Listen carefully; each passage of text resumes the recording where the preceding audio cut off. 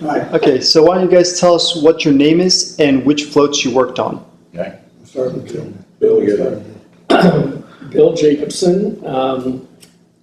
I graduated in 1961. I came to Cal Poly Pomona in 1957. And there was a gentleman by the name of Chuck Jennings. Was Chuck the chairman for that year? He was construction chairman. Construction chairman. He didn't actually. Anyway, he was welding up a float, and I said, I can weld. Can I help you? They were building it over at the Voorhees campus. So I worked on the float because when we talk about the year, the float is actually January 1st of the next year. So I came there in 57, but the float was actually the 58th of January 1st, 1958. And then I was asked to be chairman. So in 59, 60, Bob Cushman and I were co-chairman. Maybe even, let's see, because I graduated in 61. Yeah, so it was 60. I think it was 60. Worked on 3 of them. Actually, I helped a little on the 60 because of 61, I guess it was. But I can't remember who took over. Dragovich. Dragovich. Yeah, Okay, Dragovich. Jack worked for us. Yeah, He the took 61. over. Yeah. Anyway, there were very small crews of people. I've said this before, 5 or 6 people built the float? Not much more than that. If you were lucky, there were 5 or 6. Yeah, no help from San Luis at all. They weren't even involved in it other than fighting, didn't want to give us any money. Well, they did come to decorate it the last 3 days. Yeah, a few people came. Yeah, a few people. I people lived in came the down. And Ron was always so busy chasing girls, we never knew if he was going to put a flower on the float. You said we could tell stories. I had priorities. There were I was priorities. flowering the girls. Yeah, There were priorities. And the floats you worked on, you said, were Summer Days, St. George and the Dragon, Special Delivery, and Slow Boat to China? Yes. Not slow boat. Not slow slow boat boat to China, but special delivery. Okay. Yeah, and I was very, very proud because St. George and the Dragon won a theme prize. Yeah, Which, didn't the Historic also get one? No. Oh, it did? Got first prize, Class Oh, H. Class A. yeah, it was really, and we were in a barn with some very, very high, Mrs. Coleman and Don with, Got that. Don Bent was just starting then. Another gentleman that builds a lot of floats. And he helped us and we helped him a lot because that was his, I think he built his first floats in probably 58. No, 59, 60 was Okay, his first year. okay. Yeah. And we were all in this really, really interesting place. It was the bus barn, which at one point the streetcars used to go in. And it was open at both ends, wasn't it? Yeah. Windows are all broken. Rails are still on the ground. It was just, almost downtown, almost just a block off. And we would be in there cold as can be and finish our floats. We'd cocoon them ourselves, I think, and we get that special glue from Mr. Porter. Was it Porter? Yep. Porter cement. And first time I think we hired somebody to cocoon it. And then we were doing our own spraying and our own cocoon. Or did we always hire somebody? Porter came in, and the deal was if we set everything up on the float and got it all ready to go, they came in and cocooned it for free on Christmas Day. Okay. And we had to be there on Christmas Day to help them out, to move everything. And he and one assistant, I forgot, Chuck I think was the guy's name, young guy, they would spray. In those days we used, the cocoon was very different as today. It had great elasticity and it was also cut with acetone. So you're in there spraying that float on the inside and you're breathing acetone all along. After a while, you don't even know what day it is. I mean, Unfortunately, that thing was a tunnel, so we had pretty good ventilation. Yeah, ventilation. We're surprised. Okay, guys. Now, Bob, you haven't introduced yourself, so why don't you just introduce yourself and tell us what floats, and then Ron, how about you introduce yourself? I'm Bob Pettis, and Ron and I got started about the same time. I graduated in '63, a degree in agronomy. I got the very first degree in agronomy from Cal Poly Pomona. Nobody else was crazy enough to go extra quarter. Ron and I got together, actually, my first involvement was as kind of a helper bringing the stork back from Pasadena. Never been so cold in my entire life, but I was hooked. And the transportation chairman was Richard Eastman, and he and I became good friends. So the next year, I worked with Ron on Slow Boat to China. And Jack Dragovich was the chairman. We expected Jack to come back after that. And Ron and I showed up in the fall of '61, and Henry House, who was the advisor to the folks, called us into his office and said, "I've got some good news and some bad news, you guys. The good news is we have a design. The bad news, there's nobody else in the committee. You're it. So can you put something together?" And yeah, okay, we'll try. Neither one of us had really had any construction experience to speak up. Ron more than me. And we just started working on it. We decided the first thing that we had to do was to get more people involved. We couldn't build it with 5 or 6 people anymore. Those days are gone. So we knew that there was some extra talent out there. '61 was the year the girls came. Fall of '61, Co-eds, all of a sudden went co-eds. And so we had the ability, whatever, we invited a lot of people down to get involved. Anybody that showed up with a smile on their face got to be a chairman of something, even if it was washing dishes or whatever. Wait a minute, be honest. We played the sex card. We figured if we could get some girls down there, we could attract more guys that were construction oriented to do the job. What we found out is actually the girls were better at construction welders than the guys were. So, whatever worked, it worked. It worked. And we had a committee that was over 100 people by the time the float was finally headed down Colorado Boulevard. In '61? Yeah. As chairman of the float, it was my option to select somebody to ride on the float and to be the Cal Poly's man on the moon. We hadn't gotten the moon otherwise. This is the guy I selected. Then the next year, the Young Man's Fancy was the float name, and Ron and I co-chairman that. And we had I think both of them were Jack Stewart's floats. Yeah, Jack Stewart's design. Jack Stewart was a landscape architect major, and he designed both the floats. And we didn't get major banners for them, but we had a lot of fun with it, and we set a new standard in some regards for quality. One of the things that we both wanted to do for the Man on the Moon was to eliminate caster wheels. They had us slowed us down about 15 miles an hour, and they were worn out by the time we got where we were going. So we built a frame the first year for the Man on the Moon that was high speed. And we broke a speed record getting to Pasadena. I mean, literally, we ran into a cop car in the back and couldn't stop, didn't have any brakes. But we got it over there, and that was the frame we used for both years. What was the power plant on that frame? It was a Ford engine. Ford engine. Yeah. And 3/4 ton rear end off of a pickup. We did it. We kind of reconnoitered or whatever. Anyhow, we had some parts on there we never bothered to thank anybody for because we didn't want to know they were gone. Anyway. But we had a waterfall on the Young Man's Fancy for the '63 float. And at the last minute, it was a beautiful waterfall. It looked like Niagara Falls. It was beautiful. At the last minute, somebody decided the fuel tank wasn't big enough, and so they got us a bigger tank and put it on there. Neither Ron or I knew about this. And it was full of dirt. And so we ran it all morning long. We had plenty of fuel. We could run this thing for 10 hours if we wanted to. Just before the float started down the parade route, the fuel line plugged up. And there was obviously no way to change it, so it didn't work in the entire parade. So that was the one big flu bob, if you will. It worked back when we got it home again. Yeah, when we finally got it back, cleaned the line out, and we had it sitting on campus, and I took pictures of it. We set it up on campus to display. Ron did, I didn't. And they ran that water for hours and hours and hours, so everybody would know that the waterfall worked, because it was a beautiful waterfall. We had almost set a new record for having a beautiful waterfall. So. Ron? Yeah, my name's Ron Simmons. I came to Cal Poly Pomona in the fall of 1959. In those days, Cal Poly Pomona was still an all-male enrollment. And I was checking into the resident halls. You had to check in about a week early before classes got started.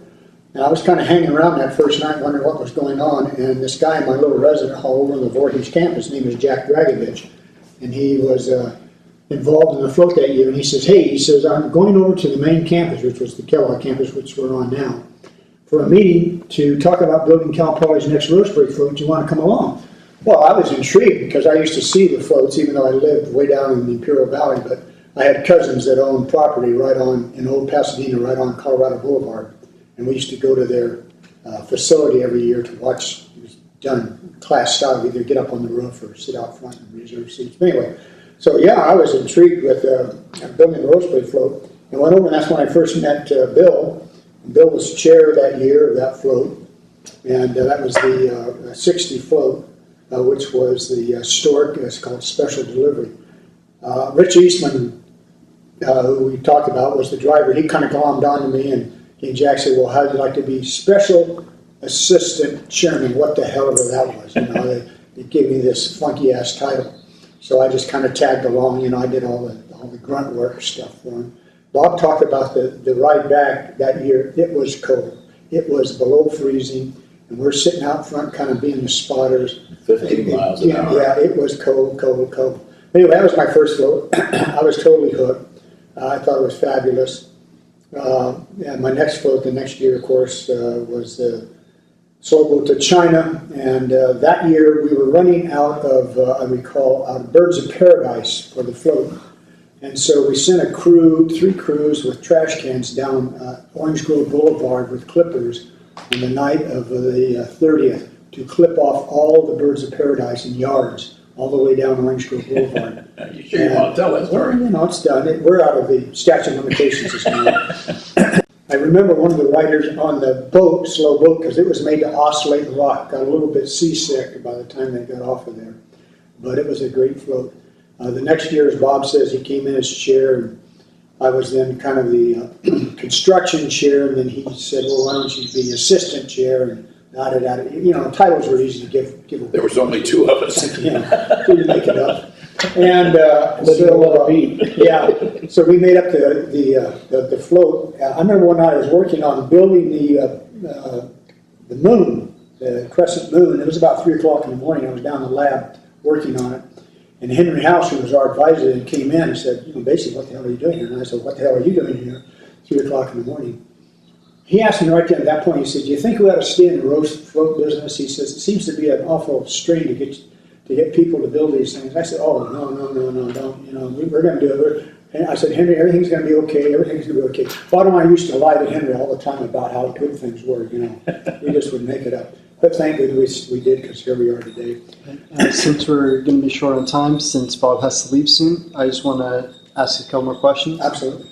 So you also worked on A Young Man's Fancy, Right. Cutting the Apron Strings, Right. and The Mouse That Got Away, correct? Yeah, I came back from the military. After I graduated in '64 again in agronomy, like Bob, 3 years in the military, and I came back to Cal Poly to get another degree. First, literally, the day on campus, I got a call from this advisor, Henry House.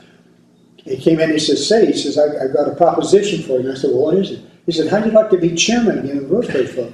I said, well, wait a minute, this is like September the 27th or whatever it was. What are we talking about being a chairman? He said, well, the guy that was supposed to be chairman kind of had a grade problem, and he had to kind of step aside. He couldn't do the job. And I said, like Bob, I said, okay, well, let's call the committee together and get this thing going. And he looked at me, he said, well, that was kind of a problem because he stepped aside. He said, we really don't have a committee right now that's functional. I said, okay, well, let me see the design and see what we got to build. He said, well, that was another problem. Because we didn't have a committee, they really didn't follow up, so we really don't have a design. I said, well, how much money do we have to spend? He said, well, that was the third problem. He says, there was no committee and no design. They forgot to submit a budget to the ASI that year, so there's really no money in the tank. I said, okay, let me understand. We don't have a chair, we don't have a design, we don't have a committee, and we're less than 90 days out to build a float for Rosebud. Is that what you want me to do? He says, yeah, that's basically it. Now, you have to understand, Henry House was a diehard Marine, so, everybody had to do this thing. I just gotten out of the Army, so I said, all right, we'll do it, but we're going to do it the Army way. And that is, there's none of this conciliation, none of this getting together. You do it my way or you get out. But somehow we did it, we got a design. And as I was saying a little earlier, when I was in the military, it struck me kind of funny that I had never thought about using hydraulics for animation, because I came off of, my dad was in the farm working business. So we introduced hydraulics that year, and that was the first year that we won the animation award. It was called Princess Award in those days, but it was the animation award. And just kind of went. What was the float? Well, it was a large yellow cat that was after two, actually it was theoretically one mice running through a log back and forth. And that was the animation. We had a mice pop up out of this end, another mice pop. That was, by the way, the first item that the San Luis Obispo campus ever built was one of the mice. They constructed one of the mice. And they were starting to kind of get involved. Actually, about Bob's time when he left, we started to get some San Luis Obispo student reps. We just commandeered them. Some guys we knew from San Luis said, you be the Roseville rep and help us go to your ASI and get money out of your ASI. That was the whole reason for it. I think it was Ed Miggy, and I forgot the other guy's name. It was there. But that's how it all comes started. We never had an ASI. We just had to go see William McPhee. And since we're pretty much out of time, I'm just going to ask you guys one final question, okay? What advice would you give to the next generation of rose floaters? Bob will start with you, then go to Bill, and Build a Ron. winner. And it starts with a design. You have to have a design that is different and stunning, and then build the animation, the rest to go with it. If you got all the animation, the design isn't there, it just doesn't work. It's like everything else. You got to start off someplace, and to me, you got to start off with a really killer design, and then build to it. If you build a design that looks impossible, if you come up with a design that looks impossible to build, that's the one you want to build. I think the most important parts, I guess I come from a management side of things, is I've seen some not the best leaders a few times that are running the show. And you'll find out that the personality of the whole thing is based on the energy and the personalities of the people that are running things. And if you can pick good people for that, you even could have the worst float in the world, but if their people are going to make it good. Well, my quick advice to the new students is hang in there. This is the best thing that will ever happen to you. I guarantee you, as far as a person. Look right here. This is almost 60 years of relationship. 60 years that we stayed in touch with each other. And what you're going to find is you're going to find some of these people are going to wind up having future mates, husbands, wives, significant others are going to get together from this project. And this is going to be a lifelong project. And remember this, there are no other universities anywhere in the entire nation or world, for that matter, that get together and put a project on like this. This is exclusive to the two Cal Polys. Exclusive. So make it an exclusive act and consider yourselves to be blessed that you even have a chance to be a part of it. The interesting thing about that comment is that the three of us have been lifelong friends since Cal Poly Roosevelt. Well, we haven't been friends, but we've been stayed in touch. Yeah. We've been friends. We've been friends. We avoid him. We avoid him. But there's no other activity like it anywhere that can do it.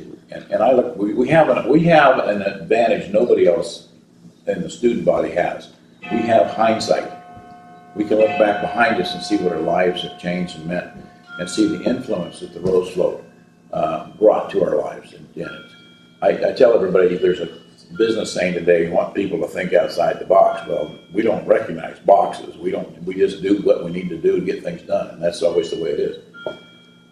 That's my word on the Rose Float. Just the last thing, people who've been involved 1 year, 2 years, hopefully 3 and 4 years with a float. Many years down the road, they will be sitting New Year's Day around friends. And at some point, hopefully Cal Poly will always be there. I think the tournament wants us to be there if we act right. And they're very proud of having us part of it. Is people will, over the years, will be reminded of something that was better than, I know that degrees are important and jobs are important, but for your personal life, the float did an awful lot, didn't it? Yeah. Well, let's face it, there are a lot of jobs that come as a result of students working on this float. A lot of professional jobs they would have never had today if they hadn't have been with float experience that actually got them in the door. And when they talk to the pros, if they're being interviewed by, say, oh, you worked on the Cal Poly float? Well, if you can do that, you ought to be able to do this. So it's got everything going for it. I mean, I'm still married to the woman I met because of Rose Float 46 years later. She reminds me of that. But, it's a fact. And We don't understand why she started with it. Well, I'll be honest with you. I got my job. I worked at Cal Poly Pomona for 43 years. And I got my job because of Rose Float. Because of my experience in Rose Float. And that's just how it was. I got to meet the president that was there, and yada, yada, yada, one thing led to another. But it's just it's the most marvelous experience that I can think you could ever have as a student. I mean, I've seen nothing else. Because I worked there so long, I can tell you, I've never seen anything else like this.